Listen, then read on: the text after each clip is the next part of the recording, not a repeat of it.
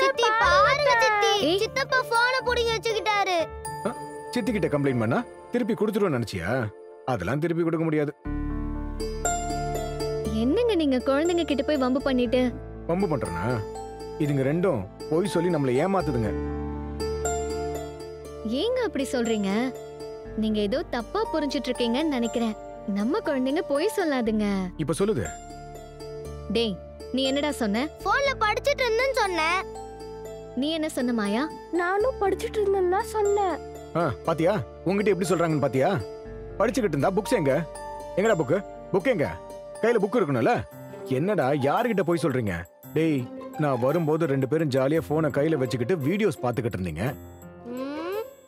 ஏங்க, அவங்க கையில போனை பாத்தீங்களே, அதுல அவங்க என்ன பாத்துட்டு இருக்காங்கன்னு பாத்தீங்களா? அது எதுக்கு நான் பார்க்கணும்? பசங்க கையில போன் இருந்தாலே கண்டிப்பா அது கேமோ இல்லனா வீடியோஸை தான் பாத்துக்கிட்டு இருப்பாங்க. அப்படி இல்லங்க, காலம் இப்ப மாறிடுச்சு. பசங்க இப்ப படிக்கிறதே போன்ல தான். நம்மலாம் புக்க பார்த்து வார்த்தை வார்த்தையா படிச்சதெல்லாம் இப்ப படமா வீடியோவாவே வந்துட்டு இருக்கு. படிச்சு புரிஞ்சுக்கிற விஷயத்த விஷுவலா கதை மாதிரி சொல்லி அவங்க மனசுல பதிய வைக்கிறாங்க. என்ன சொல்ற நீ? அட ஆமாங்க, இதெல்லாம் நீங்க இப்ப கவனிக்கிறது இல்லையா? ஒரு புக்கே நம்ம கிட்ட வாய் திறந்து பேசினா எப்படி இருக்கும்? அவ்வளோ ஈஸியா இன்ட்ரெஸ்டிங்கா இன்னைக்கு ஸ்கூல் பாடங்கள்லாம் வந்துட்டு இருக்கு. இன்னைக்கு கம்யூனிகேஷன் லாங்குவேஜ் வெறும் தமிழ் இங்கிலீஷ் மட்டும் இல்லங்க, விஷுவல் மீடியா அதை விட ஈஸியா தொடர்பு மொழியா மாறி போச்சு. இனிமே எல்லாமே வீடியோ தான். நீங்க வேணும்னா போன்ல கடைசியா அவங்க என்ன பார்த்தாங்கன்னு கேட்டு பாருங்க. டேய், சாரிடா சாரிடா. இட்ஸ் ஓகே சித்தப்பா. நாங்க என்ன பார்த்தோம் தெரியாம தானே நீங்க சொன்னீங்க. நோ இஷ்யூஸ் மாமா. சாரி மாயா. இந்தாங்க. வாடா நம்ம படிக்கலாம். கொஞ்சம் அவசரப்பட்டுட்டேன்னு நினைக்கிறேன். விடுங்க, அதான் குழந்தைங்க புரிஞ்சுக்கிட்டாங்கல்ல. Excuse me, sir. Yeah, come in. Good morning, sir. Good morning. Sir, நீங்க பிஸியா இல்லைன்னா 2 நிமிஷம் பேச முடியுமா? நீங்க பிஸியா இருந்தீங்கன்னா நான் கிளம்புறேன் சார். வந்துட்டீங்கல்ல, சொல்லுங்க. மெயில் அனுப்பிச்சிட்டு இருக்கேன். உட்காருங்க. பரவாயில்ல, இருக்கட்டும் சார். நீங்க மெயில் அனுப்பிடுங்க சார். ஓகே.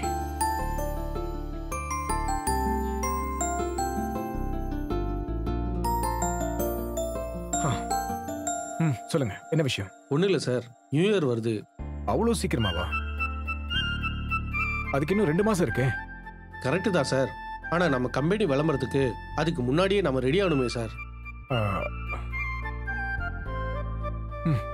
அப்ப சரி, போன வருஷமும் நீங்க தானே பார்த்துக்கிட்டீங்க? ஆமாம் சார். உங்களுக்கு தெரியாதது ஒன்றும் இல்லை. இந்த கேப்ஷன் ஹூக் பாயிண்ட்ஸ் எல்லாம் ரெடி பண்ணிட்டு டிராஃப்ட் எனக்கு அனுப்பிச்சு வச்சிருங்க. அதுக்குள்ள நானும் சில விஷயங்களை யோசிக்கிறேன். கண்டென்ட் டிசைன் எல்லாம் வந்துருச்சுன்னா உடனே ப்ராசஸ் பண்ணிடுங்க. Okay sir. போன வருஷத்தை விட இந்த வருஷம் சிறப்பாக பண்ணணும்னு நான் நினைக்கிறேன். கண்டிப்பா சார். அதனால பட்ஜெட் பத்திலாம் நீங்க எதுவும் யோசிக்காதீங்க. இந்த தடவை இங்கிலீஷ் தமிழ் எந்த பேப்பரா இருந்தாலும் பத்திரிக்கையா இருந்தாலும் நம்ம விளம்பரம் அதுல கண்டிப்பா இருக்கணும். ஓகே? அப்பதான் நம்ம ராஜேஸ்வரி கிளவுட் கிச்சனோட பேரு மக்கள் மனசுல நல்லா ரிஜிஸ்டர் ஆகும். என்ன சொல்றீங்க? கரெக்டு தான் சார். ஆனால் உங்களுக்கு தெரியாத ஒன்றும் இல்லை. இருந்தாலும் நான் சொல்றேன்னு தப்பா நினச்சிக்காதீங்க. அப்படிலாம் ஒன்றும் இல்லை. இந்த உலகத்துல எல்லாம் தெரிஞ்சவன்னு யாருமே இல்லை. அப்படி வேற எவனாவது நினைச்சானா அவனை விட பெரிய முட்டாள் வேற யாரும் இருக்க முடியாது. நீங்க இவ்வளவு யோசிச்சிருக்கீங்கன்னா அப்ப கண்டிப்பா நான் யோசிக்காத விஷயத்தை தான் நீங்க சொல்ல போறீங்க. சொல்லுங்க, என்ன விஷயம்? ஒன்றும் இல்லை சார். காலம் இப்போ ரொம்பவே மாறிடுச்சு. பிரிண்ட் மீடியாவில் விளம்பரம் கொடுத்தோம்னா அது முன்ன மாதிரிலாம் பெருசாக ரீச் ஆகாது. என்ன சொல்றீங்க? ஆமாம் சார். இப்போ யாரும் பேப்பரையும் பத்திரிக்கையும் படிக்கிறது இல்லை சார். வாசிக்கிற பழக்கமே இல்லையே சார். செய்திகளை எல்லாருமே ஃபோனில் தான் சார் பார்த்துக்கிட்டு இருக்காங்க. அது என்னமோ உண்மைதான். நானே அப்படி தானே பார்க்குறேன். பார்த்தீங்களா சார், ட்ரெண்டே அதானே சார். நீங்களே அப்படி இருக்கும்போது எதுக்கு சார் எல்லா பத்திரிகையிலும் விளம்பரம் கொடுத்து தண்டத்துக்கு நம்ம பணத்தை செலவழிக்கணும்? சரி, அப்போ வேணான்னு சொல்றீங்களா?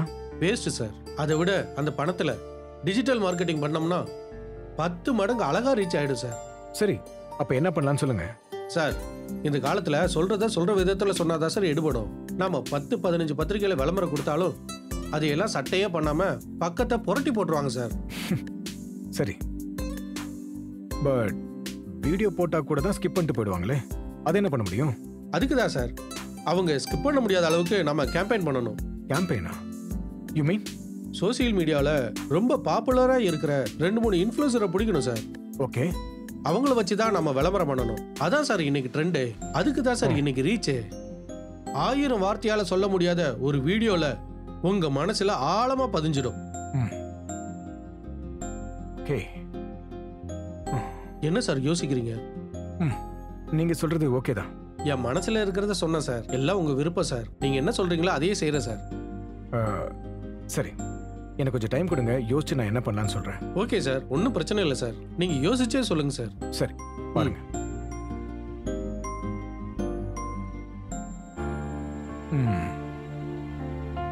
ஆயிரம் வார்த்தையால சொல்ல முடியாதத ஒரு வீடியோ மனசுல ஆழமா பதிஞ்சிட்டோம்னா வீடியோக்கு அவ்வளவு பவரா? அப்ப இனிமே எல்லாமே எதுவானாலும் வீடியோல தான் சொல்லணுமா?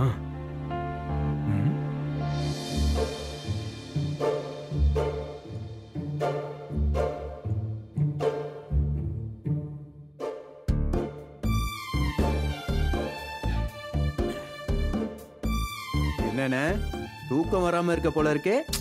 டேய் சும்மாரா, நீ வேற. இல்லண்ணே, எப்பவும் தூக்கம் வரலைன்னா தான் இப்படி குறுக்கு மறுக்குமா நடந்துகிட்டு இருப்ப, அதான் கேட்டேன். சும்மா முட்டாள்தனமா பேசிக்கிட்டு இருக்காத. டே டைம்ல அதுவும் ஆபீஸ்ல இங்க எப்பறம் நான் தூங்குவேன்? அது தூக்கம் வந்தாதான் கனவு வரும், கனவு வந்தா கனவுல அண்ணி வருவாங்க, அண்ணி வந்தாதான் மழை வரும், மழை வந்தாதான் உனக்கு மூடு வரும், பேக்ரவுண்ட்ல பின்னாடியே பாட்டு வரும், பாட்டு வந்தா அதுக்கு ஆடுவீங்க, பாடுவீங்க, துரத்தி பிடிச்சு விளையாடுவீங்க, அதான் கேட்டேன். எப்படி கரெக்டா?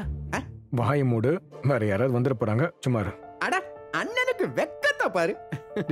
சும்மா இரு, நீ வேற. ஏன்னா அண்ணி மேல இவ்வளவு ஆசை வச்சிருக்கவன் அவங்கள பத்தி பேசினாலே இப்படி வெக்கப்படுறவன், பேசாம அவங்க கிட்ட உன் லவ்வ சொல்லி தொலைய வேண்டியதானே? சொல்லதாண்டா போறேன். வாரே வா, சூப்பரு. நீ மழைய வர வைக்கும் போதே நினைச்சேன் காதல் முத்தேருச்சு. இதுக்கு மேல காற்றாட்டு வெள்ள மாதிரி உன் மனசுல இருக்க காதல கொட்டாம இருக்க முடியாதே. ஆமா, உன் மனசுல இருக்கிறத எப்ப கொட்ட போற? கொட்டணும்டா, ஆனா அதுக்கு கொஞ்சம் ரெடி ஆகணும்.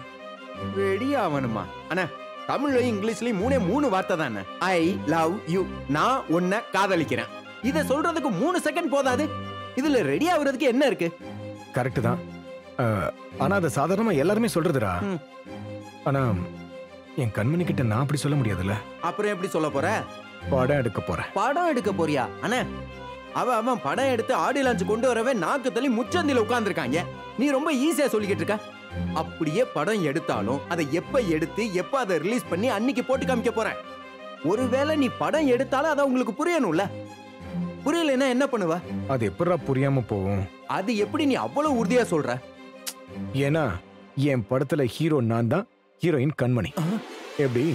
ஒன்னும் விளங்கலன்னு விட்டா உன் படத்துல எனக்கு ஒரு கேரக்டர் கொடுத்து என்னைய வச்சு செய்வ போல இருக்க. அதுக்கும் வாய்ப்பு இருக்குடா. ரெடியா? இங்க பாருங்க, இதுக்கு மேல பாடி தாங்காது.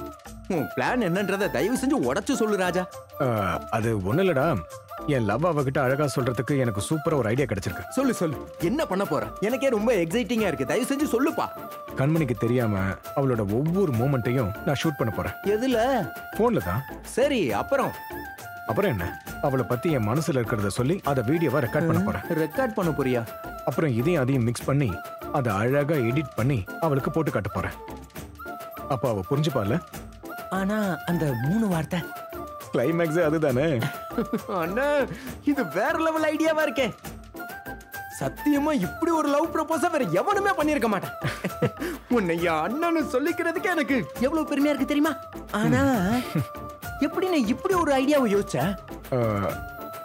ஒரு விஷயத்தை வார்த்தையால சொல்றதை விட அதை விஷுவலா காட்டுறப்போ அதோட இம்பாக்ட் ரொம்ப அதிகமா இருக்கும். நம்ம சொல்ல நினைக்கிறது எந்த குழப்பமும் இல்லாம தெளிவா ரொம்ப அழகா மனசுல ரொம்ப ஆழமா பதிய வைக்கும். அதான் விஷுவலா ஒரு விஷயத்த சொல்றதுல இருக்கிற மேஜிக். அதுதான் இன்னைக்கு ட்ரெண்டும் கூட. அதைத்தான் அவளுக்கு பண்ண போறேன். அவளுக்கு நான் என் லவ் சொன்ன விதத்தை அவளும் மறக்க கூடாது. அதை பாக்குறப்போ அவ முகத்துல ஏற்படுற உணர்ச்சிகளை லைஃப்ல நானும் என்னைக்குமே மறக்க கூடாது. அந்த மொமெண்ட் எனக்கு ரொம்ப ரொம்ப முக்கியமானது. அந்த வீடியோ என் காதலோட மனசாட்சி. ஐயோ, நீ சொல்றத கேட்க எனக்கே ரொம்ப ஃபீலா இருக்கே. அன்னைக்குலாம் இது சான்ஸே இல்ல, பியூர் கூஸ்பம்ஸ் தான். அண்ணா ஆல் தி பெஸ்ட்ண்ணே. அசத்து. வர்றேன்.